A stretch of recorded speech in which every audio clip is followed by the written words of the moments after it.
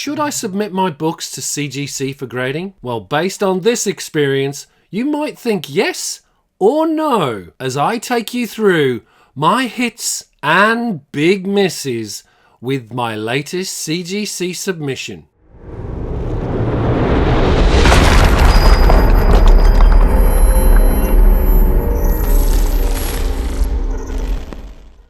Hi everyone and welcome to Still Only 35 Cents, your regular dose of vintage comics and collectibles. For this one, we have a real mixed bag as I reveal the grades from all of my CGC submissions at HeroesCon 2025 earlier this year.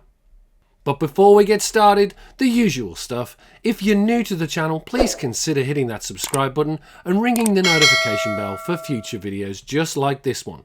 We're just shy of 4,000 subscribers, and in order to celebrate, I thought I'd give away this copy of Fantastic Four issue 209 featuring the first appearance of Herbie the Robot. In order to be in with a chance to win, simply subscribe down below. HeroesCon was held in June this year and was an absolute great event featuring a host of creators, dealers, and of course, hosted CGC. And many of us in the comic book collecting community used the opportunity to submit our books for grading. So I'm going to take you through the vast majority of the books that I submitted during the event, whether they be the hits or the extraordinary misses that I had on every single one. So with that, let's get revealing those grades from HeroesCon CGC submissions. So first off the mark, we have this copy of Transformers #1 from 1984. This is a Marvel UK book featuring the first appearance of the Transformers in the UK and reprinting Transformers issue 1 published in the US.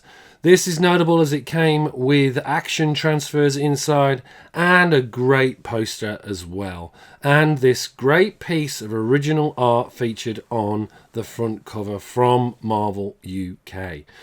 Now, I had high hopes for this one. Let's see what grade we got. Starting with a miss, we got a 7.5 off white to white pages. Not a great one to start with, but nonetheless, still a great book to have in the collection. Let's check those all-important graders notes to see what went wrong. So the graders notes were spine stress lines cover, foxing interior, light tanning back cover, and small crease right top of front cover. This one's definitely a bust, as there's only one at 7.5 with 9 graded higher, and the highest being a universal at 9.6. I'll certainly be cracking this one out and enjoying as a raw comic. Next up is this copy of Mighty World of Marvel issue 197. Again, another book from Marvel UK. This is a reprint of the first appearance of Wolverine, who appears similarly to Hulk 180 on the last panel of the story.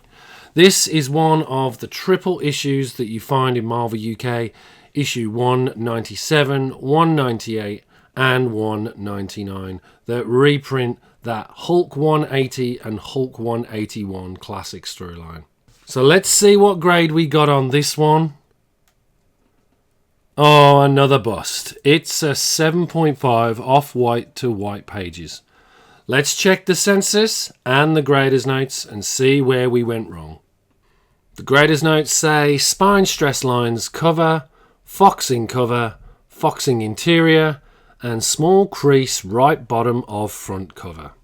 In terms of the census, there are 8 in 7.5 and 13 graded higher, with the highest graded a 9.4 universal. I'll probably crack this one out similarly to the Transformers as well and add to my raw collection just to enjoy the book. Next up is the killer book in the UK, Marvel UK's Mighty World of Marvel issue 198, reprinting that first appearance of Wolverine from Hulk 181 and featuring that original art by Herb Trimpe before the head was changed by John Romita Sr. on the Hulk 181 comic. So let's see what grade we got on this one. And we managed to hit a 8.5 with white pages. Now I'm really happy with that. This one's a tough book, as you could see from the other Marvel UK ones, to get in anywhere decent grade. So an 8.5 is actually okay for a book like this. Let's check out the graders notes and the census and see what we got. So the graders notes had writing right top of back cover, spine stress lines cover, small crease right top of front cover, and small crease left top of back cover. Now I'm contemplating possibly cracking this open and giving it another clean and press, and maybe seeing if I can get rid of that pencil mark on the back of the book and see if we can get a higher grade. Census wise, there are 18 others at an 8.5 with 12 others at a higher grade, with the highest graded a single copy at Universal 9.6. So this is still within the realms of being able to get a higher grade. So I'm probably going to give that another go. I'll crack it open, give it a clean and press, and see what we can get if we resubmit it. And to finish us off on the trifecta of the first Wolverine appearance, we've got Mighty World of Marvel issue 199. All of these from summer of 1976. And as you can see here, features a unique, specially drawn cover for this issue, as it was a stand-in for Hulk 181 and covers the second half of that storyline in this issue. But what grade did we get? Another 7.5. So once again, we've missed out on this book. Let's check out the graders notes and see what happened this time, as well as the census. So the graders notes, very similar to the others. Spine stress lines on cover, foxing cover, foxing interior, and light crease right top of front cover. Census wise, there's 4 other copies at a 7.5 here and 8 in higher grade, with surprisingly the highest graded a 9.0, of which there are only 2. This one's a special surprise for all you Jim Steranko fans. This is Mighty World of Marvel issue 129 from Marvel UK and features this great Jim Steranko cover, which featured on the original Hulk Annual 1. On the original, you'll note it said Hulk battles the Inhumans. Here, Hulk battles the Inheritor. What's crucially key about this issue, though, is that it features, once again, similar to that Mighty World of Marvel 198, features the original artwork by Jim Steranko with his original face as per his original sketch. It was later replaced on the Hulk Annual by Marie Severin. So great to see the original Jim Steranko piece on the cover in its originally intended form. Let's see what grade we got on this one. We got an 8.0. I'm actually okay with that one. That is a pretty good win for a book of that age, and obviously it being Jim Steranko, great to have that in the collection. But let's check out the graders notes and the census on this one. The graders notes read: spine stress lines to cover, small tear with crease top of front cover, foxing cover, and foxing on the interior. Nonetheless, presents beautifully, so I'm super happy with that one. In terms of the census, there are only 4 copies graded in an 8 and 1 lone 9.4, which is not a universal but actually a signature series book. And to close us off on the Marvel UK magazine submissions, we've got this copy of Marvel Comic issue 335. This is notable as it's the first solo story featuring Wolverine and a super hard book to find in any grade. So really happy to pick this one up. But what grade did we get? It's a 9.4 with white pages. That is an absolute win. Not many of these around, folks, so great to be able to pick this up at such a high grade. Let's check that all-important census and the grader's notes. So the grader's notes say spine stress lines to cover, very light tanning cover, very light tanning interior, light ink smear left center of front cover. As mentioned on the census, there's not many of these. There's 3 in 9.4 with only 2 graded higher, with the highest being a 9.6, of which there are only 2. So this is one of those really rare books. Interestingly, there are only 7 copies of this book graded in total.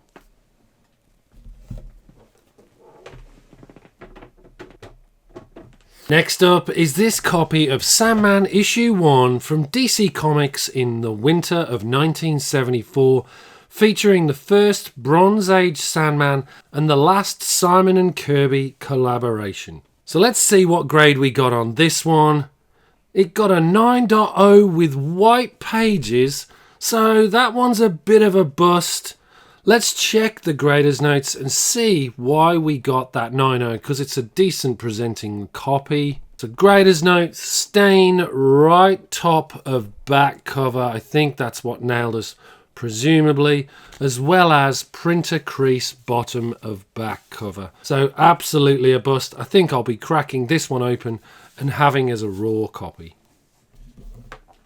Next up is another DC Comics book. This is Dark Mansion of Forbidden Love, issue 4, featuring this fabulous Nick Cardy cover. One of the first 4 issues of Dark Mansion of Forbidden Love before it changed its title. So let's see what grade we got on this one. It's a 9.0 off white to white pages.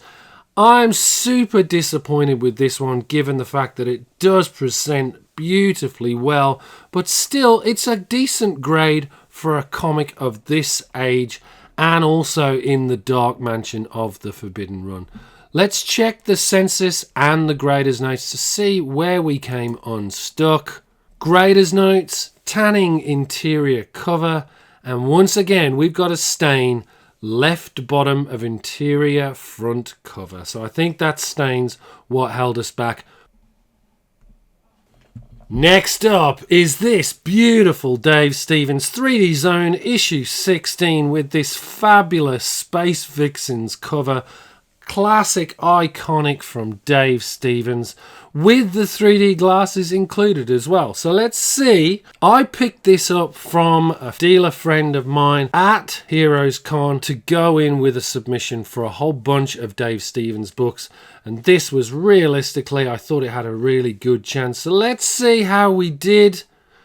And oh my gosh, we got an 8.5. Now, I'm stunned at this, especially when you look at how beautiful it is, both with that original front cover from Dave Stevens and then the recreation on the back cover of the Vanguard issue as well. So Dave Stevens all round, and as I say, this one looks immaculate, so I'm super surprised to get a grade like that. So let's check out the grader's notes. So the grader's notes, staple rust interior, crease left top of front cover, and spine stress lines cover. Now I'm going to crack this one out and give it a bit of an explore, because I'm not sure on some of these grader's notes. I can't obviously see any rust on the exterior staples, so we'll have to check that out and see if we can improve this book and potentially resubmit it. Next up is this DC Comics New Gods issue 1, featuring the first appearance of Orion, Lightray, Metron, Highfather and Calabac, the classic DC title by Jack Kirby. Beautiful, stunning cover, this one. Picked this one up from Dave and Rachel at Future Past Vintage Collectibles. I think they had it as a near mint minus. So let's see what grade we got on this one. And we got a 9.2 with white pages. So I'm actually okay with that. That's not a miss, not necessarily the major hit I wanted, but still, to get a copy of New Gods issue 1 at a 9.2, anyone would be happy with that in their personal collection. From a grader's note standpoint, tanning full right of back cover, tear top of back cover, scuff center of front cover, and spine stress lines. So considering all that, 9.2 is a decent grade, so I'm super happy to get that one in the personal collection, especially as James Gunn obviously moves to the New Gods in the new DCU. Next up is another Dave Stevens classic. This is King Kong issue 1 from Fantagraphics back in 1991 with this stunning cover featuring King Kong and Fay Wray and the official adaptation of the fantasy classic movie. So let's see what grade we got. I got a 9.4 with white pages. I'm pretty happy with that. Would have liked higher, but still, that's a pretty good grade for a book of that. Let's check out what the grader's notes said. So we had wear right top of front cover and soiling full top of back cover. That's unfortunate. That's what's holding it back. Again, this might be one of those that I would crack open if it held some decent amount of value at 9.8, but still, this is a near mint book and happy to get a 9.4 of this, so I think I'll leave this in my ever-growing Dave Stevens collection. Next up is my favourite character, Warlock, and this is issue number 5 from April 1973. Great Gil Kane cover here, and then Gil Kane art throughout, with a Ron Goulart story. Here you see Victor Von Doom from Counter-Earth and also featuring the High Evolutionary. Decent looking copy this when I submitted it. So let's see what grade we got. And we got a 9.6 white pages. I'm really happy with that one. Warlock books, particularly those early 8 issues, are particularly hard to find in high grades. So really stoked to pick that one up and get a 9.6 white pages.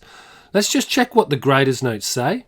So crease top of front cover breaks colour and spine stress lines breaks colour. So I think we did actually okay considering those notes on that 9.6 grade. So super happy to have this beautiful book slabbed in the collection. Next up is this. This is Tomb of Dracula issue 8, very early in the Tomb of Dracula run from May 1973, featuring Marv Wolfman story and Gene Colan art. A fabulous book, picking up high-grade Tomb of Draculas whenever I can, and I'm hopeful that this one graded out really highly. So let's see what we got.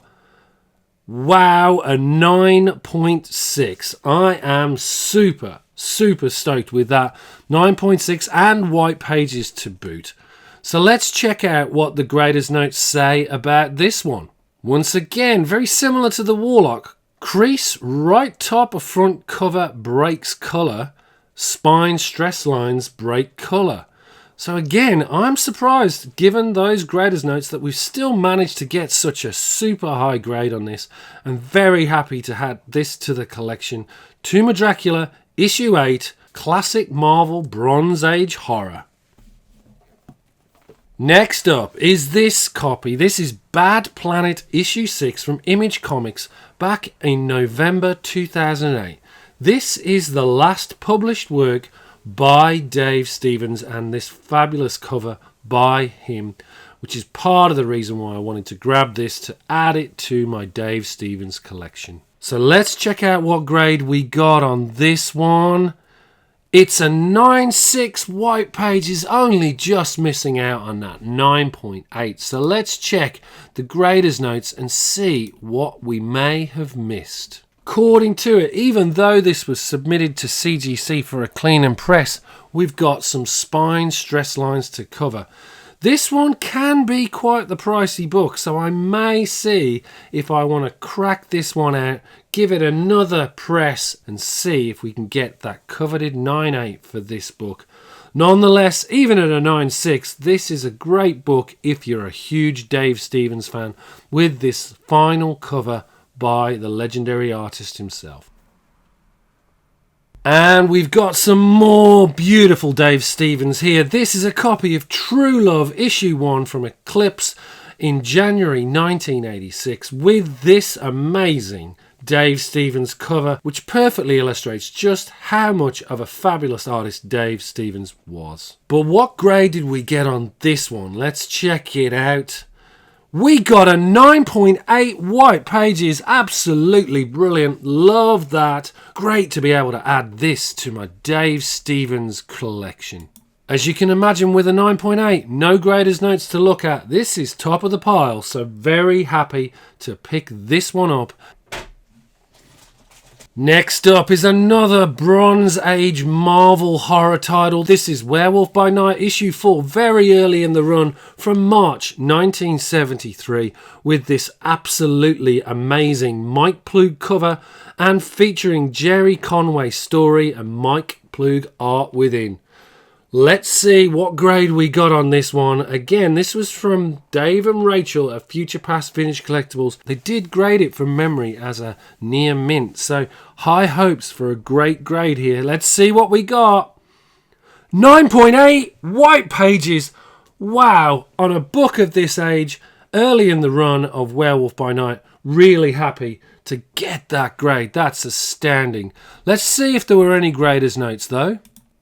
Surprisingly, there were some graders notes, and it had one single line, spine stress lines breaks colour.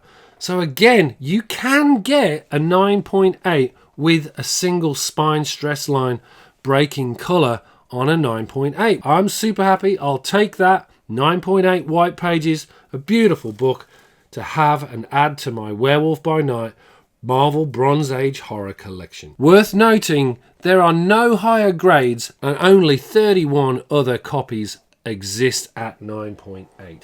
How many of those are white pages? I don't know, but this is 9.8 with white pages.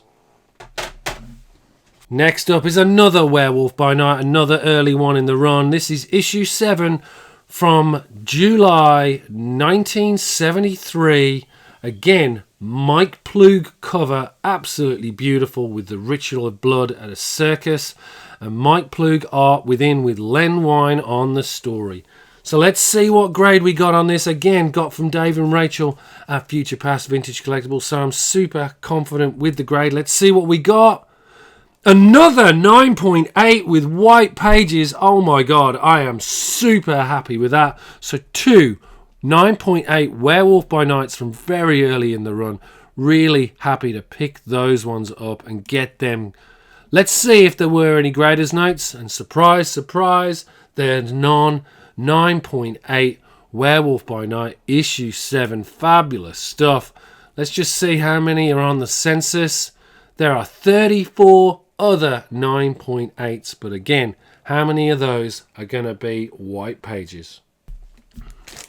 Then to close us out for the Universal submissions, this time around from HeroesCon, we've got Marvel Team Up issue 7 from March 1973, featuring the first appearance of Krillic the Cruel and a Watcher cameo on the last page. This features a Gil Kane cover with Ross Andrew and Jim Mooney art on the interior, with a story by Gerry Conway. Let's see what grade we got with this one. Again, I picked this one up from Dave and Rachel. Again, hopeful for a very high grade given their immaculate grading. Let's see what we got. We got a 9.8 white pages. That is amazing. Yet another hit and a perfect grade for us to end on. Yes, we had a lot of misses, but thankfully these are really made up for those massive, massive losses throughout. No graders notes as to be expected, but this is a super, super rare Marvel team-up book with only 22 in 9.8. And again, How many of those are gonna be white pages?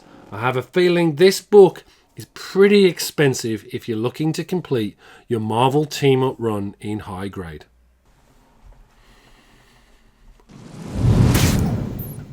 So that's it. I really hoped you enjoyed that video, whether it's the spectacular misses or the extraordinary hits that I got from the CGC grades.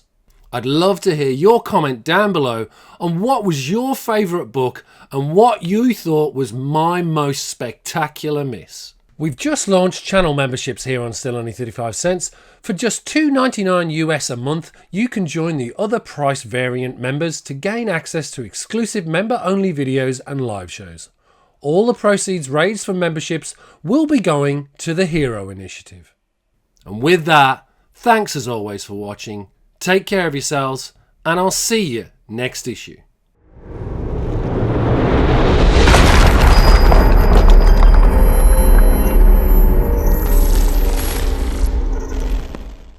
Don't forget to check out other great videos, as well as follow us on Instagram, Facebook, and X. We also host a weekly live stream, the Merry Monday Mail Call Show, every Monday morning at 7:30 AM Australian Eastern Time. Enough said.